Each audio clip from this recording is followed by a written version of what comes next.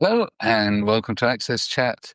I'm delighted that we're joined today by Julia Undeutsch, and I'm exercising my right to indulge in a little bit of nepotism here because Julia works for me on the Atos accessibility team, although she's not working at the moment because she's on maternity leave. But one of the reasons that I really wanted to feature Julia for a long time now is that she does an awful lot of work outside of the day job. And I think that Julia's journey into accessibility, and this is something we always love talking about on Access Chat, was also interesting. So, Julia, welcome.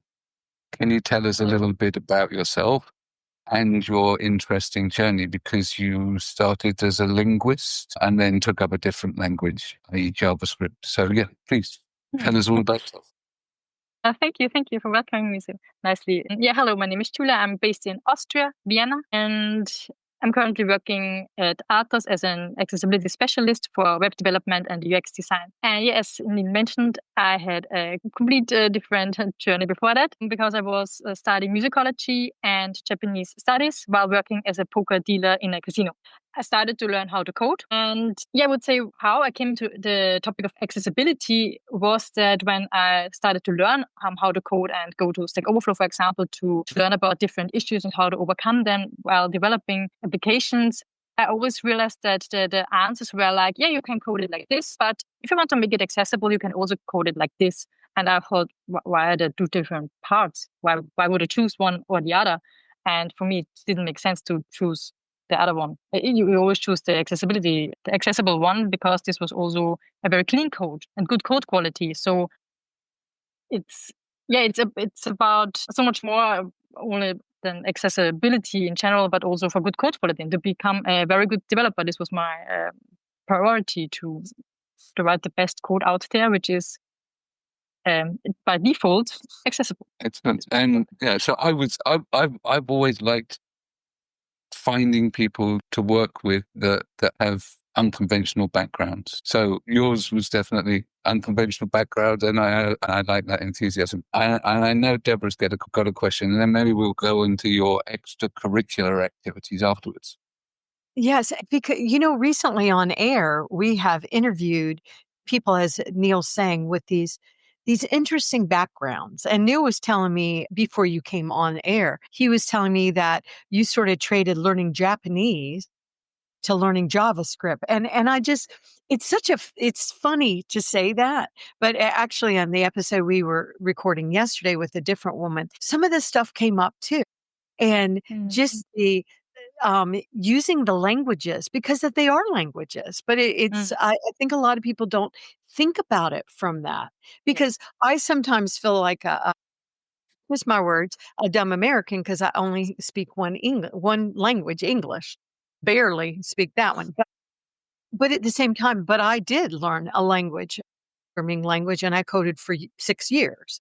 And so I was like, oh, all right, cool. I'm going to take that. But I do think that is so interesting. And so my question would be, why did you shift into the accessibility from obviously you're a brilliant woman the way, only because to understand languages, it really uses a lot of different parts of your brain. So I was just also curious if you would go a little bit further in the story of how you got here.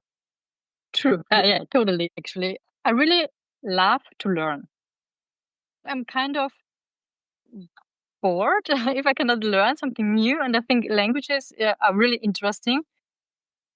Back then, when I studied musicology, for example, we have to do also some extracurricular, and there, Austrian Sign Language got my interest because I thought, wow, how cool is that? I didn't even have a connection to Austrian Sign Language or to anyone who is there for something, but this was so interesting to me to learn a different language, and I thought, okay, I can do it as a hobby, or I have to have my credits for the university, but I always was interested in different languages, and also you can understand culture better, I would say, when learning Japanese, for example. Then I think if you want to understand the people, then you have to learn their language, would be my opinion. Yeah, and with programming, it's quite the same. It's hard, as I heard, and I was interested, first of all, how the web works and how to write all this stuff. And I think for me, it's always so interesting. How can people be so smart and writing code and stuff? And yeah, this is also what got me into becoming a poker dealer. When I saw the people working, and I thought, they're so smart, they're so fast, they can calculate so fast, and I want to do the same. I want to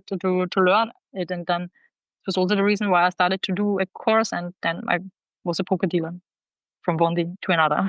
I love it. That's so interesting, though. And you bring in such interesting synergies to it that I haven't thought about. So thank you. And yeah, I also spent a early career in gambling. It's not something I actually enjoyed very much. I worked for in a betting shop, and had to do bet settling and taking bets on the horse racing and stuff. Terrible job for me as a dyslexic, having to do mental calculations and bet settling. So maybe not as enjoyable as being a croupier. But one of the things, as I said, that also got me interested in bringing you into the team was the fact that you were doing voluntary activities around accessibility even before, coming into the team. So, I know we're going to interview your pal Laura shortly. I look forward to that. But maybe tell us a bit about the extracurricular activities, because you're teaching people code, you're busy engaging in community building and all of this kind of stuff. So let's hear about it. Yeah, when I remember right, I first started in 2020 when I learned how to code to write my first blog posts and on DevTO. And I think the writing many blog posts also most likely about accessibility, they also realized my engagement in the community. It wasn't even my intention to do so. It just happens. Everything just happens. It's never my intention to do anything on this. Yeah. It's weird, but I just do it because I love it. Especially already in the beginning, like the DevGeo community, they recognized my engagement and they asked me to become not a part, but you have a little bit better status on DevGeo to be eligible to vote for other blog post or something like this. So this was already very encouraging for me that people see how much I do care about other people, motivate them, for example, to also write blog posts and stuff like this. Because my posts also were about how to get into development. If you're a woman, if you don't know how to code, if you have a totally different career before that. And yeah, I think I got noticed for this stuff in my early days as a developer. And then I heard about this GDE program, the Google Developer Group program and the Expert program. And I also wanted to be part of it because I thought being part of such a big community could also help spread more awareness about accessibility. Even though accessibility itself is not a topic, they are more like if you're an Android developer or for a Chrome developer, then you have to apply for this specific part. I applied for web applications, but I made it very clear that I'm only interested in accessibility, and they loved it. So I had just 2 or 3 interviews, and they loved it, and they said, okay, let's do it. And now I'm also part of the Google Developer Expert program, which also brought me to and now I do my own webinar series, monthly series about accessibility, web development from the very beginning, and also to progress as a developer, as a designer, as a QA tester, how you can improve yourself. Because we know that in companies it's often not that easy in development groups to be active in accessibility if the other team members don't care about it. And this is what I do, for example, through the community, the Google developer community. And also, this also gave me the opportunity to be part of other Google developer groups because they are spread around the world. And last year I made a trip to Japan, and then there I held my 3 talks about accessibility in Japan, and they were really interested in it. So accessibility was not a topic at all for them. So inclusion and accessibility was like, wow, they never heard about it and they're so interested in it. And I can say we were 3 people talking at this evening, and my lane of questions afterwards was very long. I could not eat anything from the buffet, but okay. So they really cared about this topic. I was so surprised. I thought mine would be the most interesting one because it was an introduction to accessibility, and the other one was how to use Flutter and AI and Gemini and stuff like this. And I came up with this, how to get into accessibility, but they were really interested. And I like that there's communities around the world, and being also GDE makes it easier for me to get into these communities and to hold talks everywhere around the world. And then also from the Google program, they have the Women Tech Makers. This is what I started this year, getting the women here in Vienna and also, of course, worldwide, when I keep it in English and also online, making the community big again because they stopped doing stuff here in Vienna because of COVID. I reactivated it this year and planning already my first live event. Yeah, I'm planning, and then I want to do a bar camp for accessibility inclusion this autumn, and then there's the World Usability Day and so many things we can do. And I find sleep and I find time for my baby, but this is also important, and I just do it. So I was joking with one of our colleagues that's returned from maternity leave recently that you must have hit the new baby lottery because you've got a nice quiet one that sleeps and enables you to do stuff. So some of the others haven't hit that same lottery. But yeah, it's amazing the amount of things you're engaged with. And I know that Vienna is also home to Zero Conference and the ESFL Foundation. And so that was the first time that we met in person. And you got to meet a lot of other team members and a lot of other people in the community. Obviously, I only come once a year. Is there a sort of vibrant accessibility community in Vienna, or is that something you're trying to rekindle because it died out during COVID? Yes, I don't think that there is or was a real accessibility community here, but this is something I would say Laura and I am currently working on, that we are getting big in the community. And for people that don't know, because we haven't interviewed her yet, who's Laura? Yeah, Laura is my dear friend, and we're working on every topic related accessibility and also women in tech.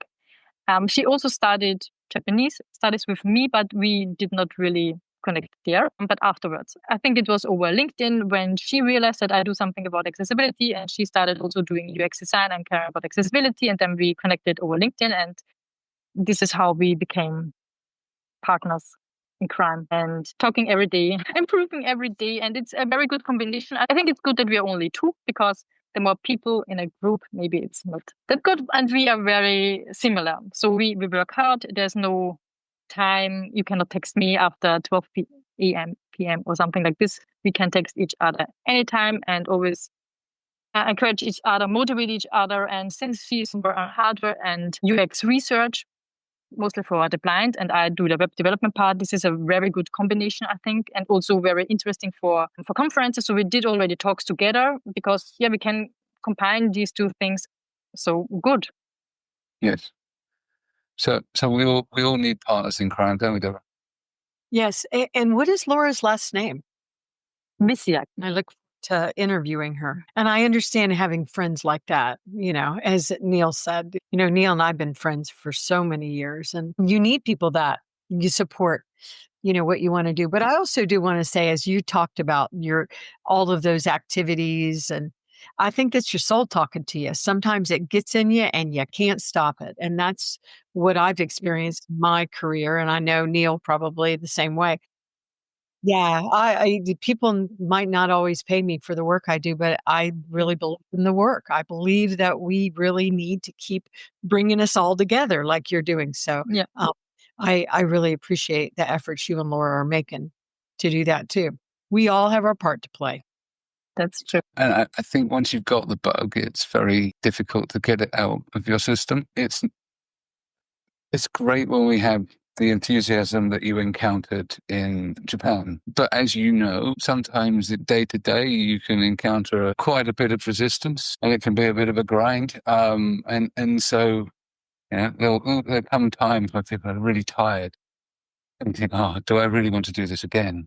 But we all keep coming back because there's something about it that means that we stick with it. Now, you've got a bit of time, maybe, depending on baby, to do a few things, do the side projects, have a think. So what are the things that you're excited to learn about? We're in a time of huge technological change, lots of new stuff coming on, lots of potential for inclusion. What are the things that you want to dive into and learn? There would be so many things, but I always stuck on doing the organizational stuff. So it's hard for me to improve in knowledge. I think it would be important to learn more about AI and all this stuff. I think also for the future jobs. I hope I also find time to learn about these things more. Maybe the new things, Claude, where you can simulate a whole developer team. This would be very interesting to work with it. I did not try it out yet, but I heard about it. And yeah, I guess this would be also what we should learn more about AI, become more comfortable working with AI and these things if you want or not. So AI is a fairly common topic on Access Chat these days. And we see lots of areas where it's helping to create new assistive technologies, but there's also areas where we have real concerns about the sort of the foundational data that it's built upon and how that, because it's reflecting the biases in society, that it may have an amplifying effect on some of those issues. So it's definitely a double-edged sword. But we need to know about it, as you said. Deborah, I know you've got a question. There's some things happening in our field, say in the United States and other countries, mainly in the US, where big amounts of people are getting let go that were doing this work, accessibility and DEI and things like that. Here in my country, I've really we have October coming up, all of us, of course. And here in the United States, it's NADEM, which is our National Disability Employment Awareness Month. And one thing that I'm seeing so much chaos in the field. And so one thing I would be wondering is, how are y'all seeing that over, in your areas? But at the same time, I'm fascinated watching how people are navigating it, because some people are navigating it like, well, it just doesn't exist. I'm going to pretend like it isn't even going on. I'm just going to keep going. And with mixed success. But at the same time, I'm still seeing innovation happening. Just was a new client reached out to me yesterday that I'm very excited about working with. And I was shocked that they were doing it. I was so shocked. And it's a big, gigantic company, of course, but I've never seen this company in the space. Maybe they are in the space and I just don't know it, right? Because I don't know everything. But I'm finding myself that there is still stuff happening. There's still innovation happening, but it's being talked about differently in different ways, just so that everybody can stay safe. But still, there's so much chaos happening just in my country that I see a lot of disruptions, a lot of problems. But then I'm seeing these silver linings that are just really making me optimistic. So I'm curious, what are y'all seeing? And Neil, if you want to weigh in on this too, because once again, I think sometimes when I first met Neil 11 years ago, Neil said something I thought was sort of mean about the US. And he was saying that we were all just a bunch of cowboys, accessibility, do whatever we wanted to do. And by the way, there was some truth to that, some big truth to that. But at the same time, we've watched it shift and move and become so much more than I think any of us even know. And so that's another reason why I'm asking from that perspective, because this is not about the US. This is about humans. This is about human inclusion. Why would you build anything? Developers, programmers, UI. Why? That doesn't work for the humans. I don't even understand that. And so there's so I was just curious what you're seeing, and maybe Neil, if you want to come in after her and talk about it. But I think I'm being seeing some hopefulness. So over to you. I think so. At least I'm surrounded only by people who are for accessibility and do everything for more inclusion. So I maybe do not see the bad stuff happening also, like new inventions where you think like, oh, how could it's a new website and still not inclusive? Or mostly focus on the good things happening, the good new things. And of course, I can also not see the web anymore without my accessibility eyes. So when there's a new website, especially when they claim they are so inclusive, I immediately check and I think, okay, people, what's going on? Why not ask someone? Or I don't know. For me, some things seem so simple that I do not get. Why do we not just do it in a simple way? Why do they work? I'm not sure how people are thinking. I'm very hopeful, of course. And I think the people also need still more awareness, or work closely with people with disabilities, especially like this, because I think they do not hear or understand unless they face it themselves. Yeah. I mean, it's nice to be working with people that care. I think that what I'm seeing at the moment at a sort of macro level, at a global level, is reframing of disability inclusion as disability innovation, So, and we've always said that actually accessibility and disability is an innovation trigger, but people are using new vocabulary to describe some of the work they're doing out of necessity, because certain words will get you precluded from government contracts. Yes. And we were recently looking at, we have to, within our organization, revisit our company policies on a regular basis. And one of the things that we want to do with company policies is actually make them public wherever possible, right? So our accessibility policy, we have a public version. What we want to do is make as much of the whole policy public, right? And then you only have the sort of the stuff that relates to your internal processes, a separate thing.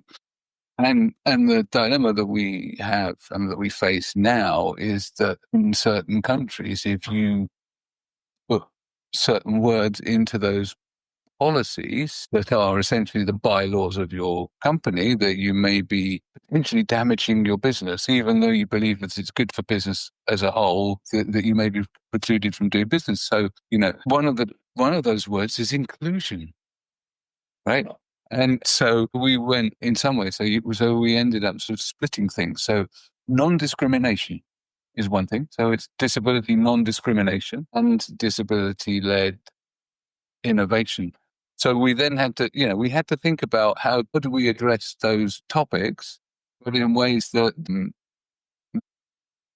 don't fall foul of keyword searches that would really then potentially have an unintended bad consequence for an organization. So I think that those are things that we have to think about as we go forwards.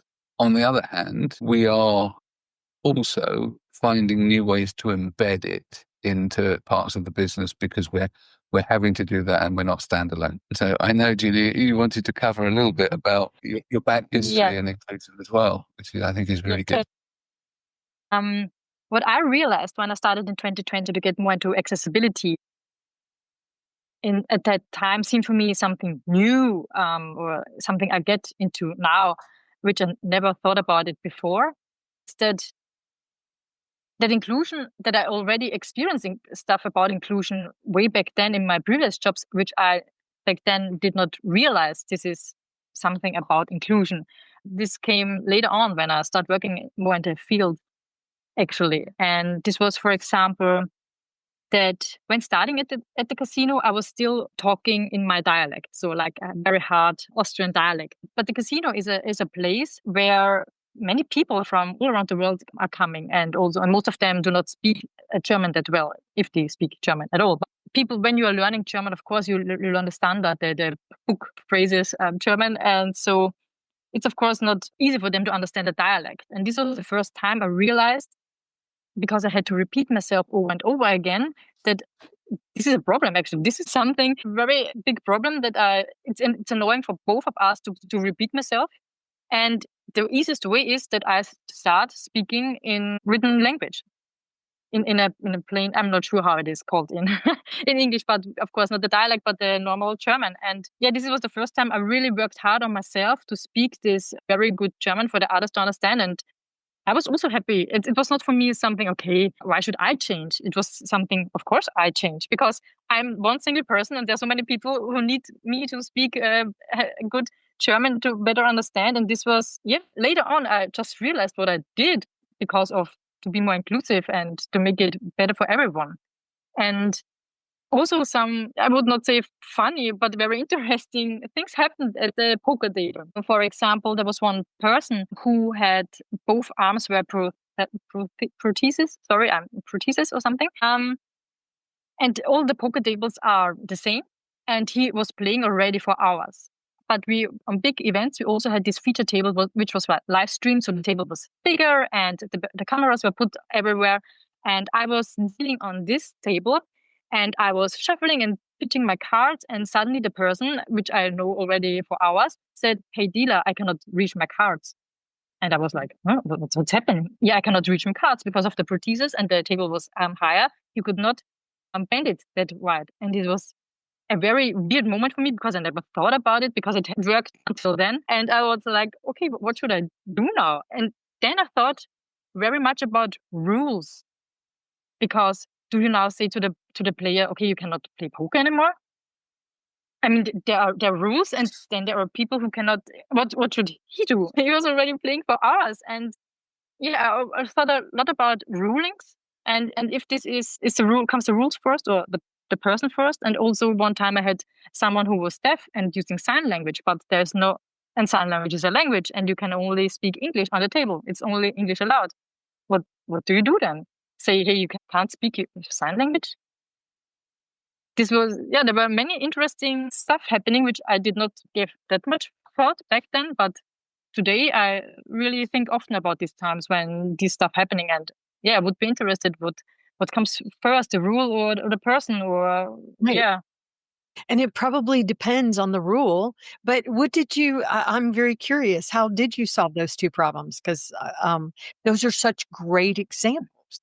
yeah, it's weird. In case of the person with the prosthesis, I had to call the floorman because this was live streamed and I cannot make any decisions as a dealer. In this case, I have to admit, I think we had to put him, get him away from this table, and he had to play on other tables, which is already against the rules because you have to sit where the computer puts you. But this was okay; you cannot do anything. And I think we hoped, as the floorman hoped, that he will not make it to the final table because we would have not any solution for him. And Wow! he did not make it to the final table. But this is what I remember. It's there was no solution actually. This is a table and this is a live stream, and we have to live stream it. What should we do when he cannot bend? I'm not sure what we had done back then when he would reach the final table. Would be interesting, but yeah. And with the deaf customer that was using sign language? Yeah, I think the foreman decided that of course he can use the sign language because otherwise how can he communicate with his friends? It's such good examples. I recently have just been digging into what, because like you said, what are the rules, but what does it mean to be human? And I don't understand why we do not apply those rules more often. We are humans and the human experience is varied. It's so varied. And so I still sometimes I don't understand why society hasn't figured this out already in a way. It's like we've had people deaf or aging, or, forever. It's like prosthesis. So I'm. It's interesting though, and I haven't thought it as much. I haven't thought about it from that angle as much. And I think of it when you talk about this, and I don't know if you two agree with this, but I still think about when you're talking about poker and you do it in my head, it's still all gaming. It's games, right? Like I find often social media feels like a game to me, right? So there's a lot of things that feel like games, but games really should be accessible to all humans. Everybody should have the equal opportunity to lose their shirt. That's right. Right. And I don't know why, it's sort of fun to just see if you can win. I very rarely, I've done it very much. Haven't ever won anything, but it's still fun to play. Absolutely. Thank you so much, Julia. It's been great to hear the backstory. And I need to thank Amazon for helping keep us on air. And we look forward to seeing you again soon. Thank you so much. Thank you so much.